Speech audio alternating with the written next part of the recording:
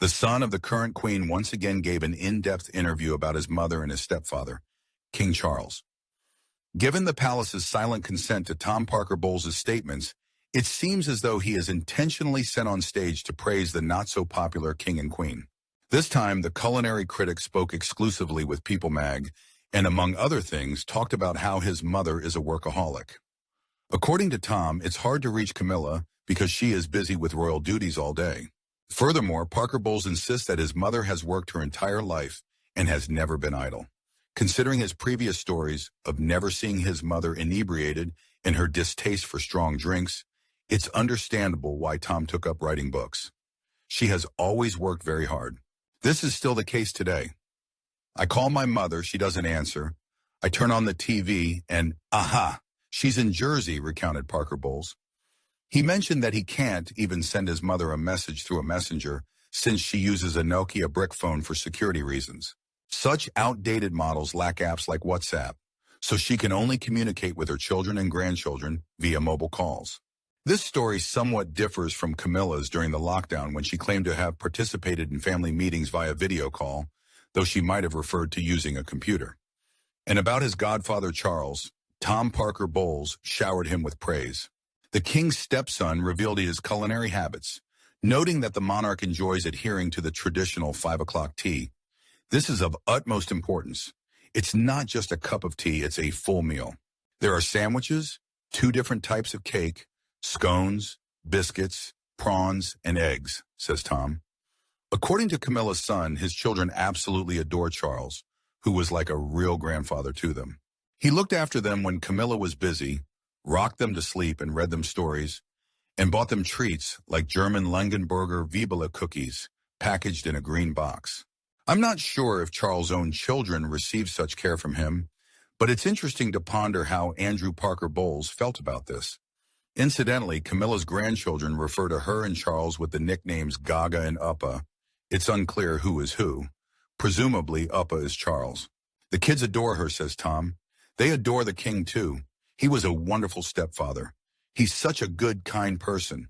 He, of course, has his own grandchildren. But my kids just adore him. From a young age, he read them stories, was there to rock them. I wonder how William reacts to these interviews. Well, at least for Camilla's grandchildren, Charles turned out to be a wonderful grandfather. Meanwhile, Camilla faced criticism for her attitude towards the crowds of fans in Samoa. Yesterday, Charles and Camilla arrived on the island of Samoa for a state visit, making their way to one of the remote villages.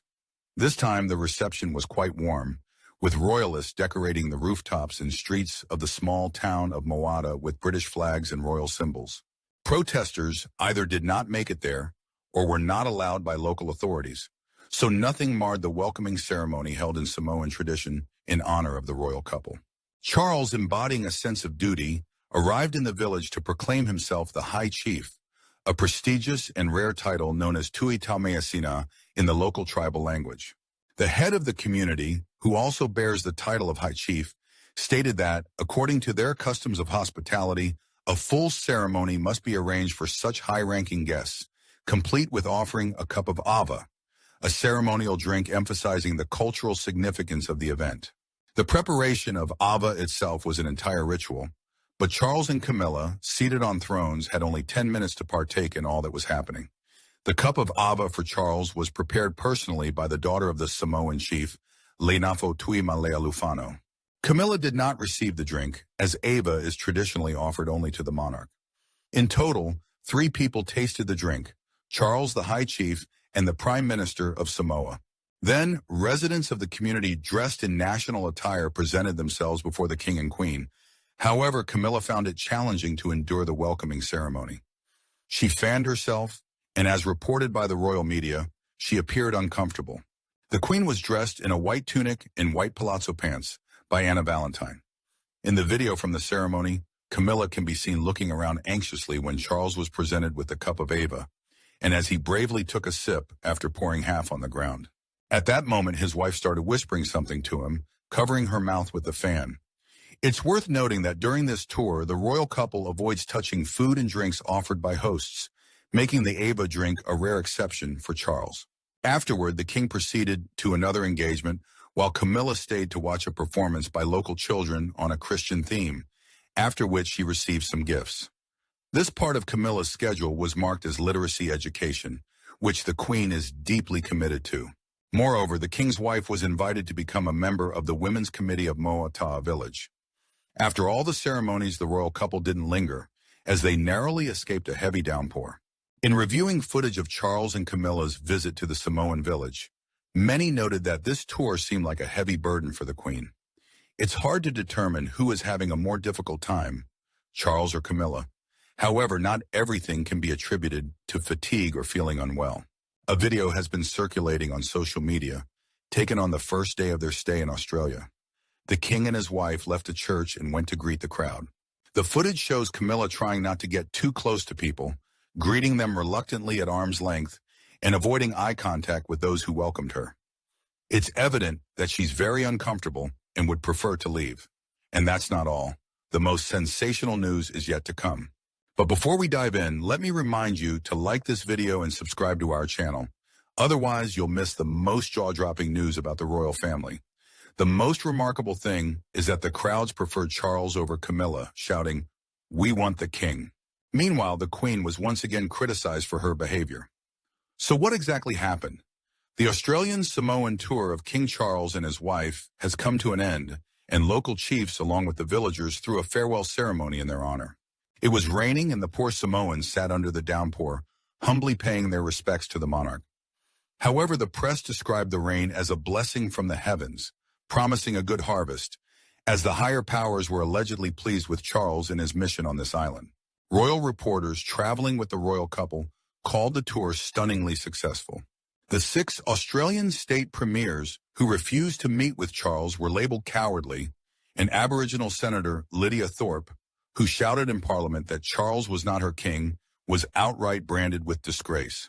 Graham Smith and other anti-monarchists, who were not allowed near the royal couple, were mocked as losers.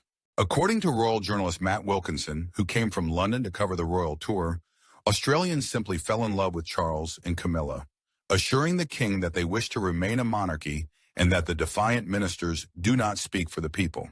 However, King Charles' visit turned out to be a resounding success, and rather than giving him a cold reception, Australians filled the streets and asked His Majesty, "When will you return?" writes Matt Wilkinson in his article.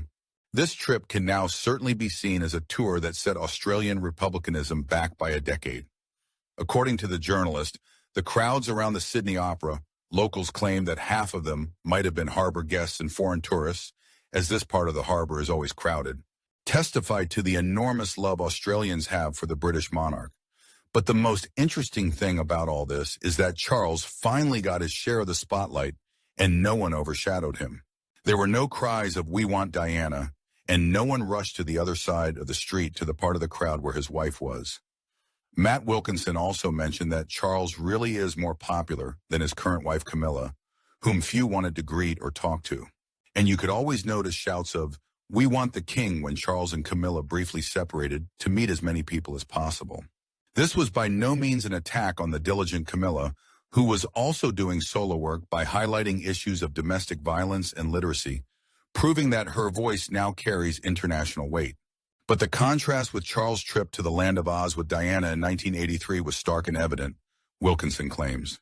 Looking at the footage of Camilla greeting people in the crowd, avoiding getting close to them, not making eye contact, and keeping her distance when shaking hands, it's not surprising that she failed to charm the Australians. Judging by Charles' wife's facial expressions and body language, this tour seemed to weigh heavily on her, and the public easily noticed this. On social media, a video surfaced from the Samoa ceremony where Camilla, completely covering her face with a fan, turned to a man sitting behind her, chatted and giggled with him, ignoring the performance with songs and dances that the locals put on for her and Charles. The king sat stone-faced, not looking at his wife. Such behavior by the Queen was criticized by viewers, who called it disrespectful towards the hosts. Comments on social media were as follows. Camilla doesn't even try to hide her disdain for local culture. Why is the royal press silent about this? Elizabeth would never have allowed herself such behavior. This looks like the behavior of a teenager forced to sit through a boring lecture. Charlotte would have behaved better. But why does Charles put up with it? While her husband does his best to unite the Commonwealth and maintain his position as head of these countries, Camilla does everything she can to ruin it. She can't help but mock the people of the country who welcomed her with such honor. Bravo, Charles. Wherever you take her, she always manages to show her true attitude towards indigenous peoples, thus contradicting everything you say in your speeches about equality and respect.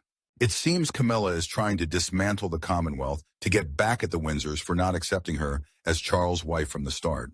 The most intriguing aspect followed the incident in the Australian Parliament, where Senator Lydia Thorpe, who represents the interests of Australia's Indigenous peoples, faced widespread criticism.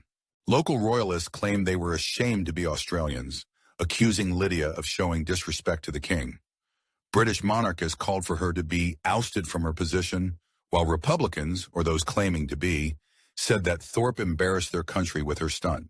There were also many who supported the Aboriginal senator, but they all encountered a well-coordinated backlash on social media.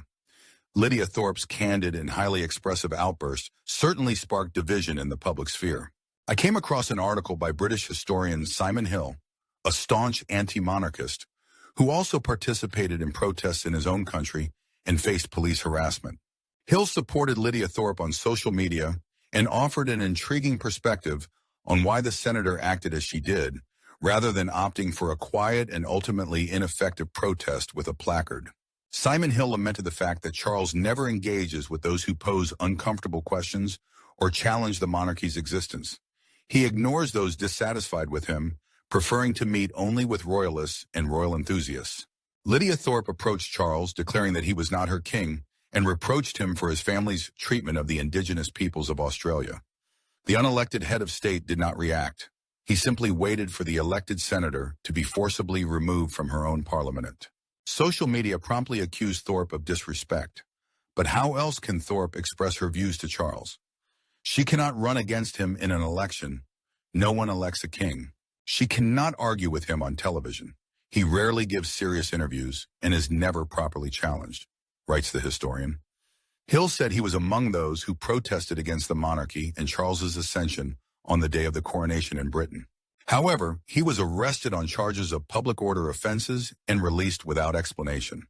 Following this, he received threats from royalists and fanatics who promised retribution. Yet Simon Hill also received support from ordinary people. And now, by his own admission, he understands what Lydia Thorpe is going through, as she was also accused of disrespect to the monarch. It seems to be a favorite accusation of royalists. In reality, it is not Democratic Republicans like Miss Thorpe and I who show disrespect. It's Charles and his allies. Charles showed his disrespect for democracy and debate in Australia even before the royal tour began, when he declined the polite request to meet with the Australian Republican movement, ARM.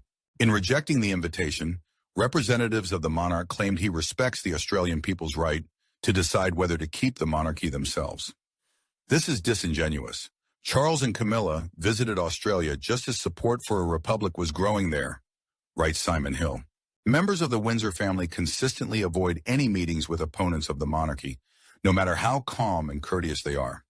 Charles has never met with any Republican group.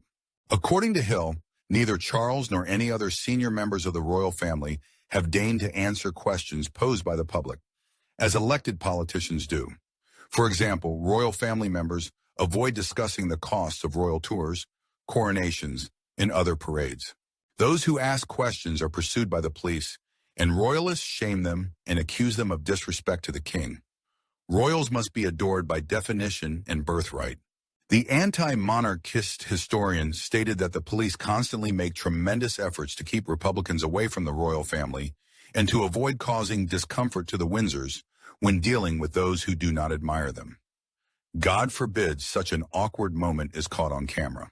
Like many people, I continue to challenge the monarchy not because I am disrespectful, but because I believe that all people have the right to dignity and respect.